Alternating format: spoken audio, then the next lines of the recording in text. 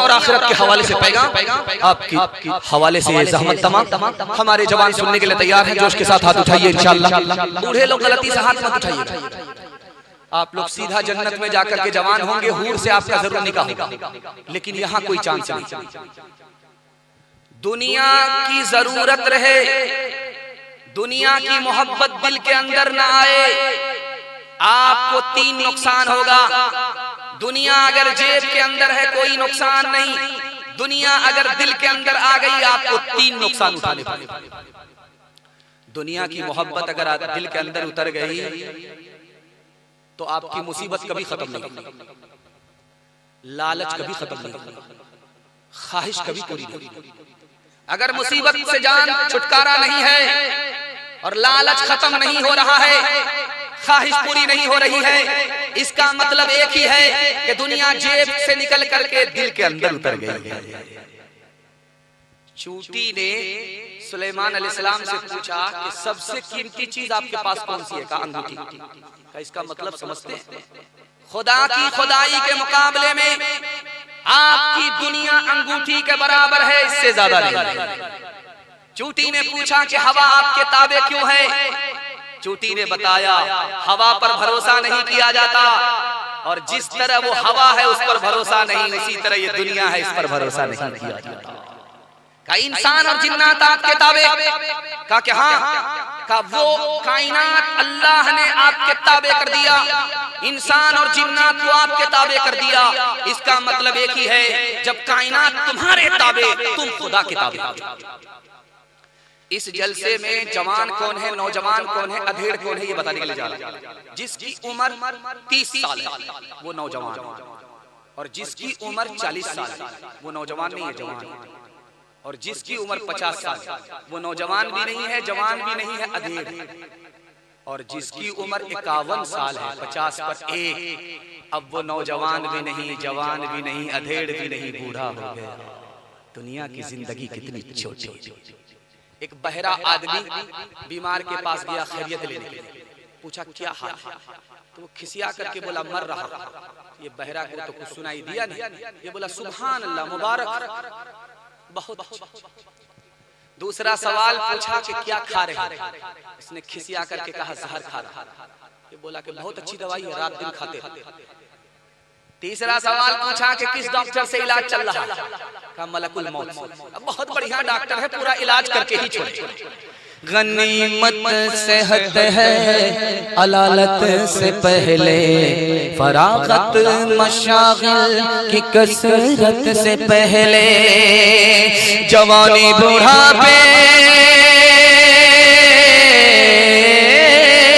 जवानी बुढ़ापे की ज़हमत से पहले, इकामत मुसाफिर की रहलत से पहले, फकीरी से पहले गनीमत है दौलत, फकीरी से पहले गनीमत है दौलत, जो करना है कर ले बहुत कम है मोहलत, फकीरी से पहले गनीमत है दौलत, जो करना है कर ले बहुत कम है मोहलत।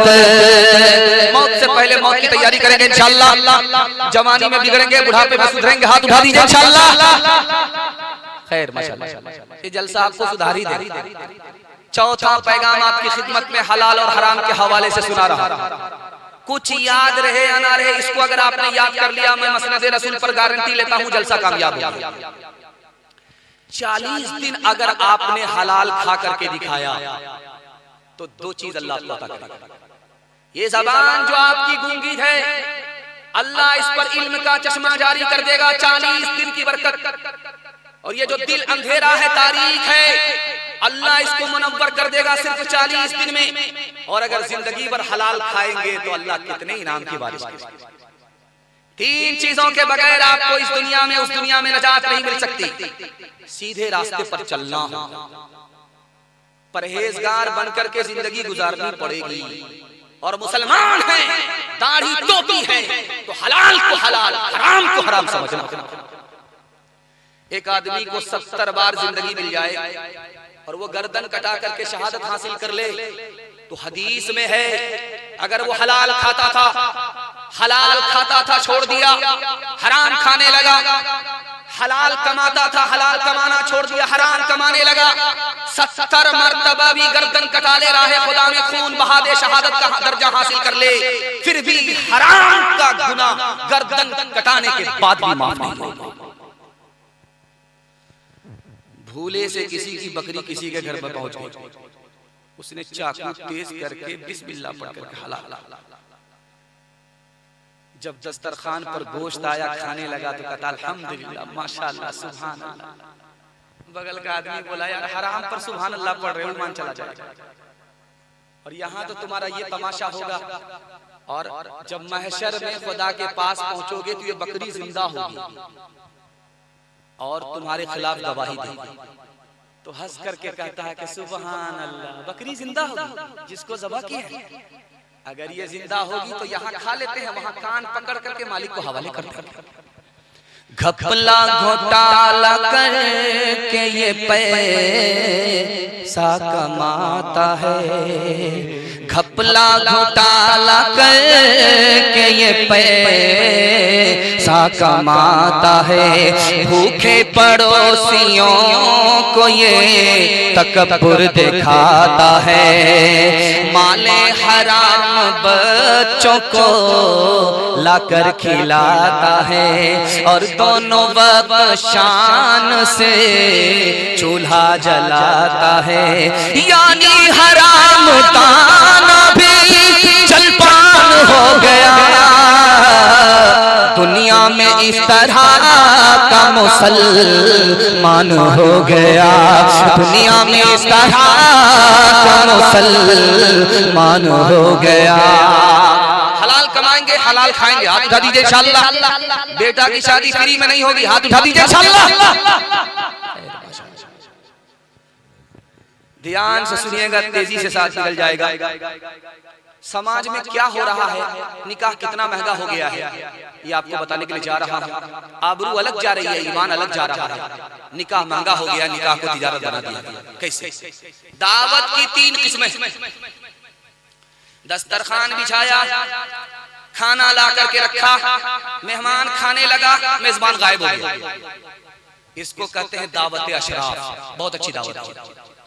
खाना ला करके रखो मेहमान के सामने, मेहमान खाने लगा, तबीयत से जो मर्जी है वो खा रहा है, उसको कोई खौफ नहीं है, इसको दावत अशराफ कहते हैं। बहुत अच्छी दावत। दूसरा तरीका दावत का है, खाना लेकर के आए, दस्तरखान पर रख दिया, मेहमान के साथ खा रहे हैं, मेहमान को खिला रहे हैं, इसको दावत अरब कहते हैं। अरब में ऐसे ही दावत, ये भी बहुत अच्छी दावत है। एक तीसरा तरीका हमारे यहाँ राइज हो गया है, और शादी में ज्यादा, कि जहां बारात को खाना खिलाया जा रहा है वहां CCTV कैमरा लगा करके रखो। खाना तो लगा रहे हैं और दूर में बैठ करके देख रहे हैं कौन कितना खा रहा है, कितनी रफ्तार से खा रहा है। और जब देर हो रही है तो सोच रहे हैं कि इसका पेट है कि इंडिया गेट, ये दोज़ख भरेगा कब। तो लिखा है कि इसको दावत किलाब कहते हैं, ये कुत्ते की दावत के सामने आप खाना खा रहे हैं, वो बैठ करके आपको देख रहा है, वो इस इंतजार में है कि बचेगा तो खाएंगे। तो लिखा कि इस दावत का नाम है दावत किलाब। अब टोपी और दाढ़ी लगा करके शादी की दावत में बैठने वाले फैसला कीजिए कि इंसान की सफ में है या हैवान की सफ में।